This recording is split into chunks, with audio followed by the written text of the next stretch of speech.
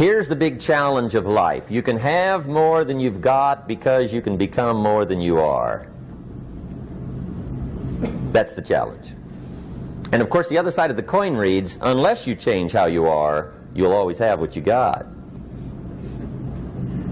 I have found in my experience that income does not far exceed personal development. Now sometimes income takes a lucky jump, but sure enough, unless you grow out where it is, it'll usually come back where you are. Life has strange ways.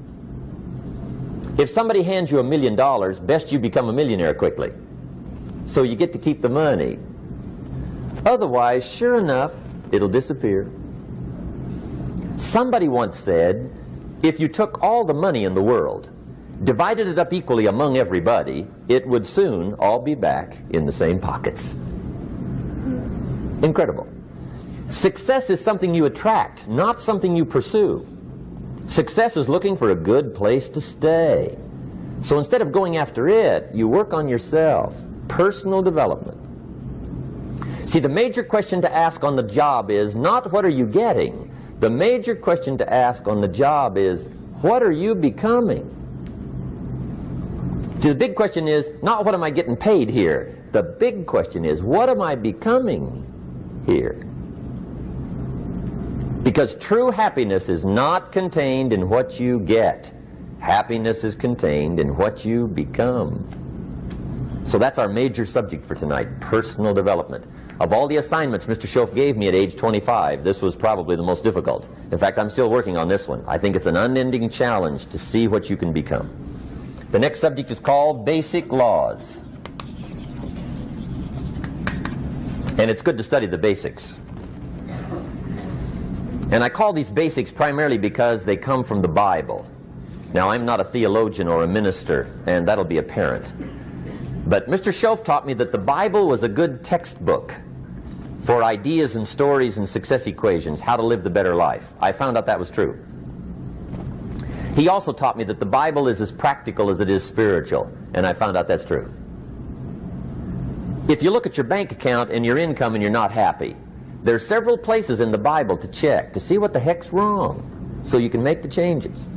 And we're going to cover some of those tonight, called basics. Okay.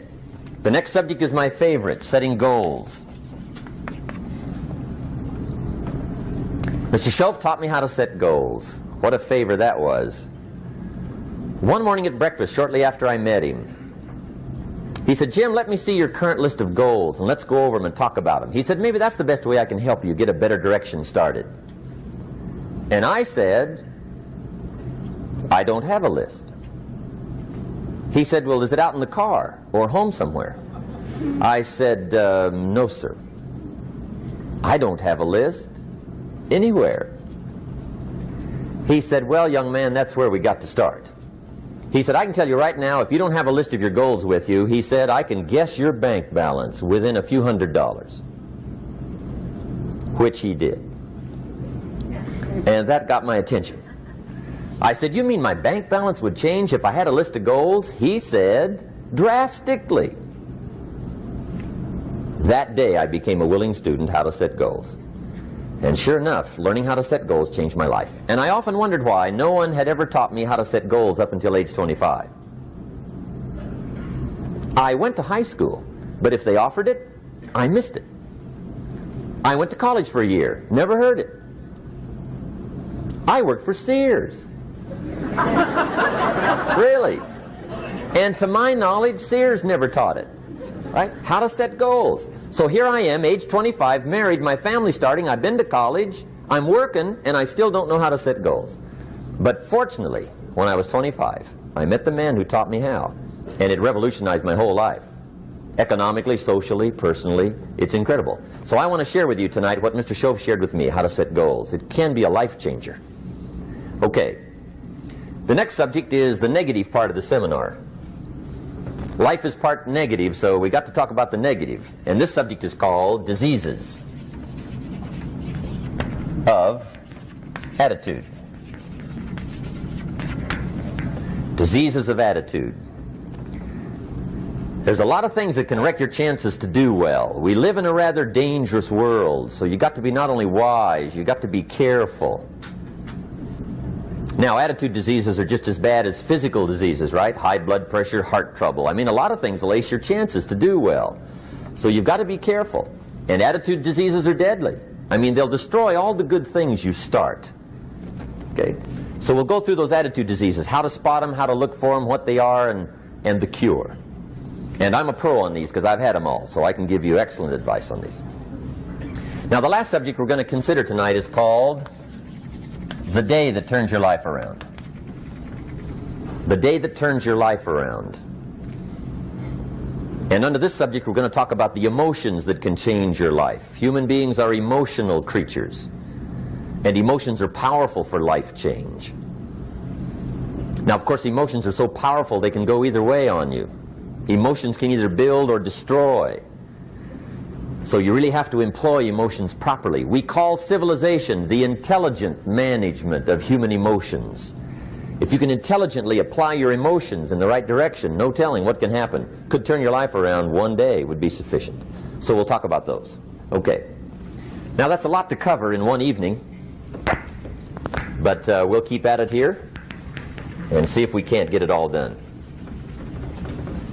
I'd like to have you now jot down the theme of the seminar. Every seminar should have a theme, I guess. We've got one.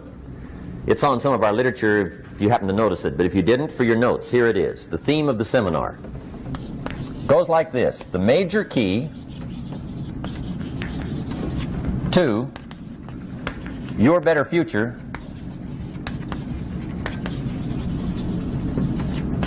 is you.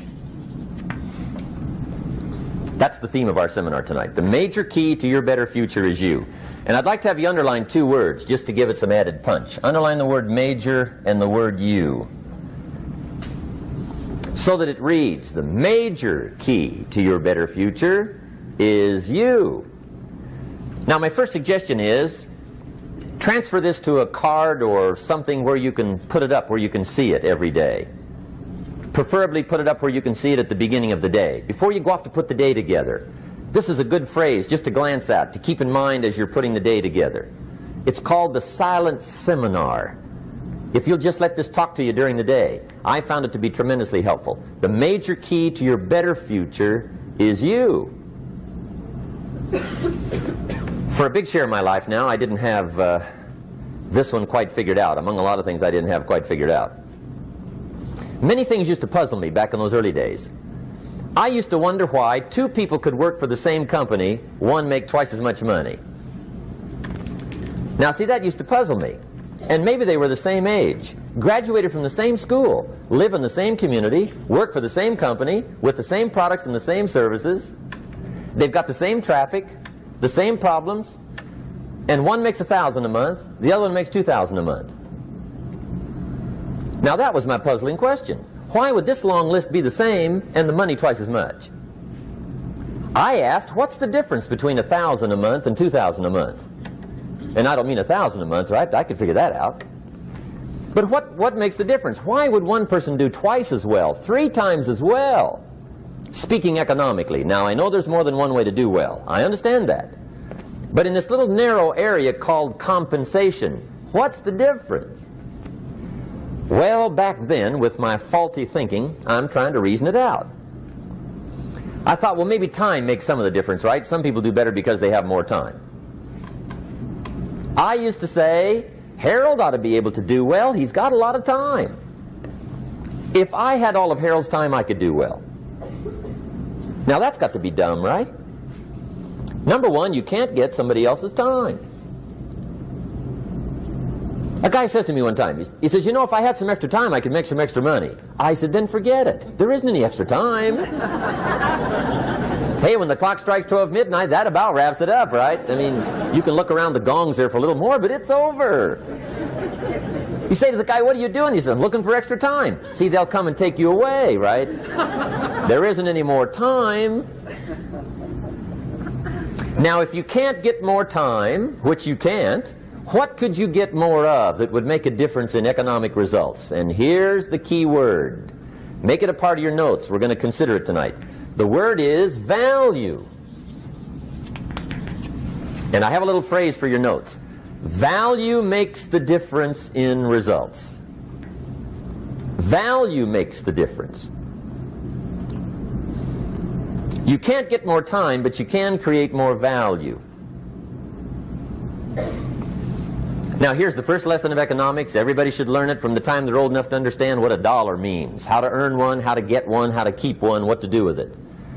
First lesson of economics. We primarily get paid for value. That's lesson one.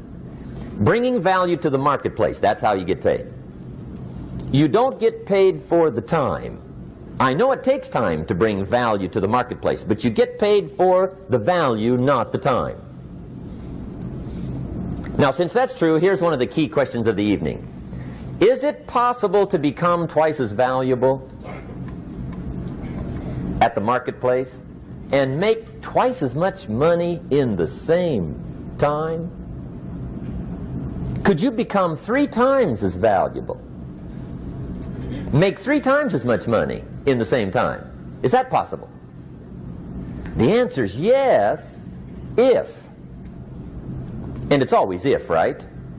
Life is known as the big if. Harry Truman once said, life is iffy. How true.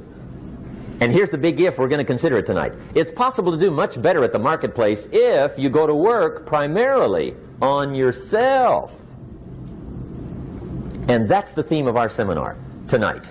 Learning to work primarily on yourself. People have asked me for the last 24 years, how do you develop an above average income? And the answer is, become an above average person. Develop an above average handshake. Some people want to be successful, they don't even work on their handshake. As easy as that would be to start on. They let it slide, they don't understand. Develop an above average smile. Develop an above average excitement. Develop an above average interest in other people. Develop an above average intensity to win. See, that'll change everything. Probably one of the most frustrating experiences in life is looking for an above average job with above average pay without becoming an above average person. It's called frustration.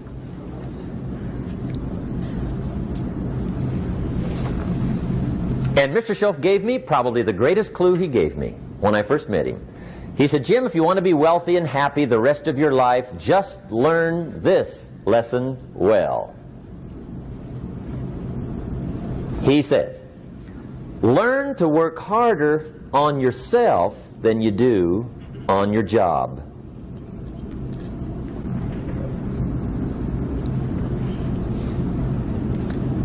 Then Mr. Schoaf gave me probably one of the most important clues among so many things he taught me, but this was in those early days. Mr. Schoaf was very kind, but he was also very abrupt. And he had these interesting questions to ask. I'm giving him a little rundown one day on how things hadn't worked out for me. He said, Mr. Rohn, I've got the answer for you if you will listen carefully. And listen carefully I did that day and for the next 5 years. If somebody's wealthy and happy, you gotta listen. He said, Jim, I've only known you a short time. But he said, it's already my honest opinion that for things to change for you, you got to change. That wasn't quite the answer I was looking for. But that's the answer he gave me, and I pass it along to you on this warm summer evening in Anaheim, California, 1981. For things to change for you, you've got to change. Otherwise, it isn't going to change.